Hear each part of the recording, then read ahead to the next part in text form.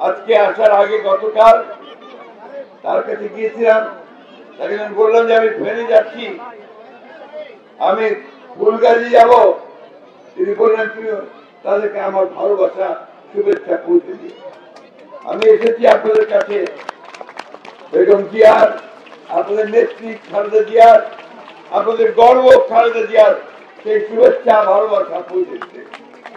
আপনারা দোয়া করবেন, তিনি খুব অসুস্থ, তার চিকিৎসা হয়নি, সেই চিকিৎসার জন্য আমরা চেষ্টা করছি তাকে বিদেশে পাঠিয়ে দেওয়ার জন্য। হয়তো বা খুব অল্প সময়ের মধ্যেই তিনি বিলাতে যাবেন চিকিৎসার জন্য। আপনারা শুনলে খুব খুশি হবেন যে গতকাল তার বাসায় সেনাবাহিনীর সিজিএস এবং আরো প্রায় 7-8 জন বড় বড় কর্মকর্তা তারা গোটা সেনাবাহিনীর প্রধানের দাওয়াত দিয়ে তার বাসায় গিয়েছিল। তার বাসায় গিয়ে তাকে দাওয়াত করেছে যে আগামীকাল যে সশস্ত্র বাহিনী দিবস হবে সেখানে তিনি যেন উপস্থিত থাকেন। আমরা সবসময় গর্ব করি।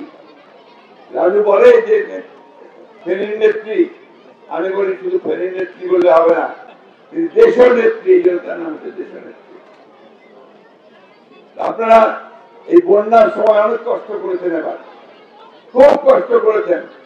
আপনাদের ছেলে বন্য সে আপনাদের এখানে এসেছে, ঘন ঘন বারবার এসেছে, চেষ্টা করছে আপনাদের পাশে দাঁড়াবার।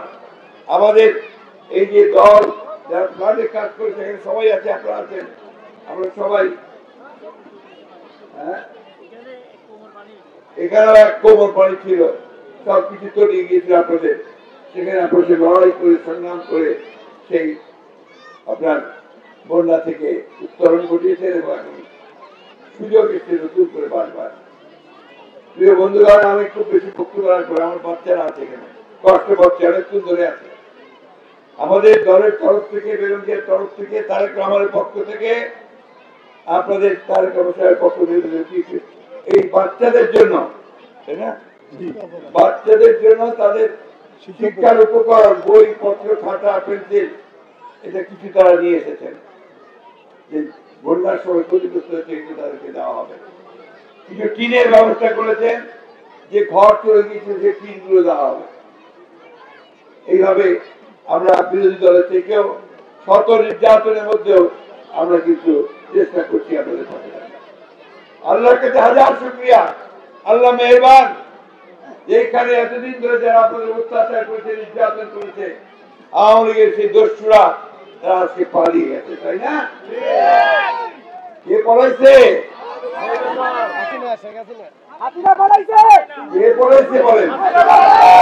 এটা এখন সব দেশে বাঙালিদের মুখে একটাই কথা,